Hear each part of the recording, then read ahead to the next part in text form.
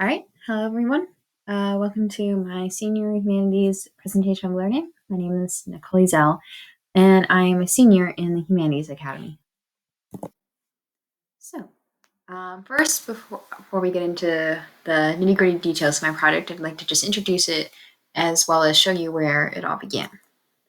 So, first, my project was sort of a 2-year project in a way. So, I'll tell you about junior year, and then I'll get into what my project has become now. So, in junior year, I started out researching children in the criminal justice system after reading the book Just Mercy by Brian Stevenson, a really good book. I'd highly recommend it if you would have the time to read it because it's fantastic. It completely changed my perspective on the criminal justice system.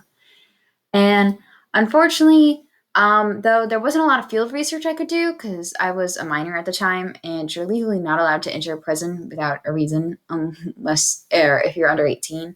So I mostly stuck to just reading articles and watching documentaries, which while definitely made me cry a bit, it wasn't all that effective. So I've I eventually transitioned. When I transitioned into senior year, my project shifted a little bit over time as well. In junior year, I kind of ended up focusing on racism in the system more than anything else because due to how society perceives Black children, they tend to be in more jail than kids of other ethnicities. So kind of ended up focusing on them. And then as I couldn't enter prisons, I kind of just ended up not focusing on prisons, criminal justice system, and decided to just kind of broaden my topic to racism and anti-racism work.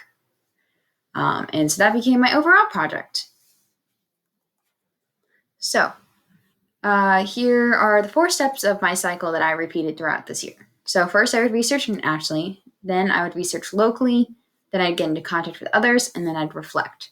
However, by the end of this, I kind of ended up not using this kind of a good introduction. Like the cycle was a good introduction to my topic, but by the end of the year, I kind of had more focused goals and didn't repeat my cycle as much, but definitely served as a really good basis for the beginning of my project of senior year.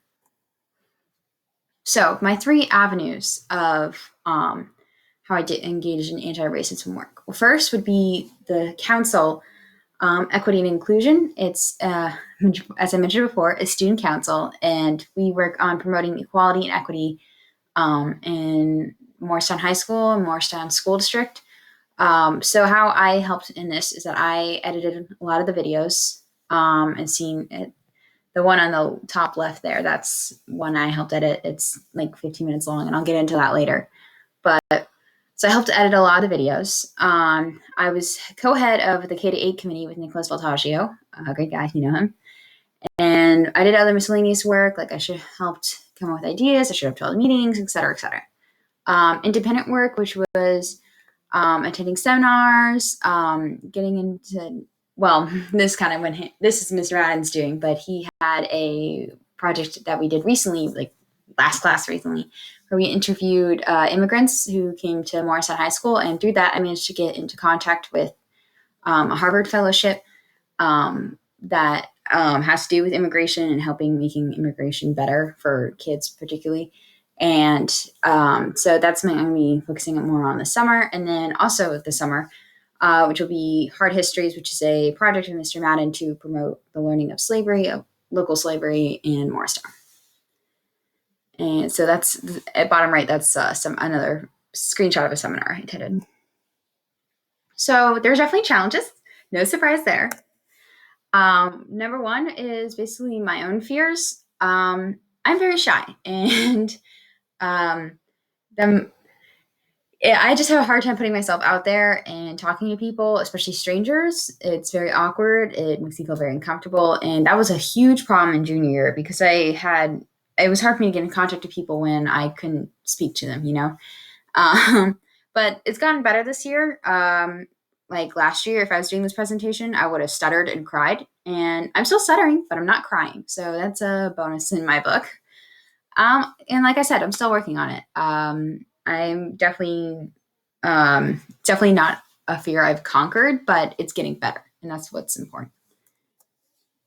So technology, video editing. I enjoy. It was probably one of the things I've done most this year because it's a good way to help, and it's using my skills and resources to help, right? Unfortunately, there was a lot of glitches and a lot of issues. So, for one example, I had to cut down a two hour video down to 15 minutes, only for all the footage to delete itself. And I honestly don't think I could have made it through it without my help of my friend. So I'm really grateful for her to helping. But that was a big stressor for a while there. That video itself took like 3 or 4 months. And you might think, oh, well, a 2 hour video, how could that take so long? Well, when you're working with very little, not so great technology and a lot of glitches, it takes a long time. And so, like I was saying, massive glitches. If you look to the right, that's a video of me because I was a part of this 2 hour video. I should explain what it is, by the way. It was a police roundtable where we interviewed the police and asked them questions about like police brutality and community policing and all that relating to Morristown. So to make our kids feel safer. And so I was a part of that, and I asked a question, and my face got totally glitched, which took a while to fix in post. So, lessons learned. So, specifically, habits in mind. So, number one, patience. I mean, is something I've had to improve upon because I had to have a lot of patience. And I mean a lot because a lot of times I would email someone and I would just never hear back from them. And if I did hear back from them, it'd be several weeks, months later. One particular example is I emailed someone in October 2020. Still haven't heard back. They said they would get back to me. It's just stuff like that, and that's not me That's not me calling out the person or berating them for not getting back to me. That's just something that happens, especially in the adult world where you have a lot of responsibilities. And I had to go through that a lot, especially because until recently I was a minor and I wasn't taken very seriously. So it's just something that happens, and I had to get used to that and really work on my patience and just keeping my cool, especially. And I'll talk about that one later.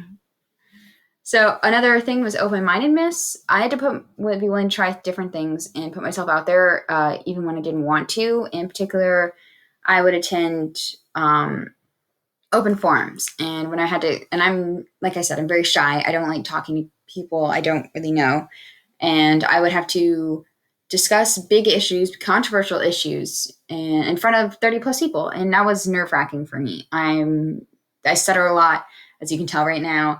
I say like a lot, and it's really nerve-wracking to talk, even if 30 people isn't a whole lot in the grand scheme of things. It felt like it a lot to me, so I had to keep an open mind about that and still continue to do it and try it. And even if I messed up, I just had to grin and bear it because everyone messes up. I also had to be open to criticism as well. I'll grant you, it was probably a lot easier in Morristown than any other city or any other town because we are a diverse and pretty accepting community. But I still had to face some, I wouldn't say backlash, but some people who didn't fully agree with me, and that's okay. And I had to be open to what they said and not just immediately get defensive and be like, well, your opinion's wrong because blah, blah, blah, blah, blah. And just try to take that criticism for what it is, or constructive criticism. So resourcefulness. This is one that kind of goes back to video making again. I had to be really resourceful when it comes to videos because I'm used to working with I don't want to say like high tech, fancy, sophisticated programs, but Adobe After Effects or Sony Vegas Pro or stuff like where it's not solely on a Chromebook and it's more like a software. And I couldn't do that because I was working with a partner for a lot of these videos, and there's only one real thing that we could find that allowed us to work on two separate computers on these projects, and that was WeVideo. And WeVideo is if you don't know, it's a Chromebook program, so it's not like it's, what's the right word? It's not the most thorough or in-depth of programs, and it's still a good one. It's just not like, super fancy. And so I had to learn how to use that. If you see top right, that's WeVideo. It was fairly intuitive. It went pretty smoothly, other than we did have a lot of glitches, and that's where the whole camera replacing where footage had to replace all the footage thing came in. And that was just something I decided to deal with and be resourceful when it came to that. So, and then also networking, like I said, talking to people. And one particular thing, I mentioned this before when I was talking about the immigrants fellowship in Harvard. I had to reach out to the woman who was connecting me to the fellowship. And that was, I think, pretty resourceful. It was good. And I'm going to be working on more on that this summer. So is this the end? Is this where my project ends? Nope. So, learning never stops. And especially when it comes to anti-racism and, racism in our society is always evolving, and it's not obviously not a good thing, but it comes in different forms in many different ways, and you have to. Your learning never stops. Basically, is what I'm saying. And as an ally, that's something you have to realize, that a lot of your preconceived notions and all the things that you've learned growing up could be wrong, or not the most, or kind of insensitive. How about that? And so you constantly want to be learning, constantly want to be shaping your mindsets, et cetera, et cetera. And so one way I'm going to be doing this is preparing for anti-racism work post-college. So my college that I'm attending has a pre-law program, or sort of a program, a pre-law track kind of, where they will help you get into law school. And that's what I want to do. I want to plan to go to law school and be able to help the unfortunate, or people who are affected by racism, and try to make the criminal justice system in particular, because that is, at the end of the day, my biggest passion.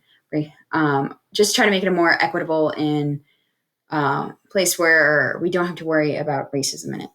So I do plan to go to law school for that. And on the right, there's a little pre-law seminar that I attended for my college. So just want to say thank you for listening to all this. I hope it was enjoyable. And I want to say a big shout out to Mr. Madden and Mr. Daly for supporting me along my journey in the Humanities Academy. So thank you and have a nice day.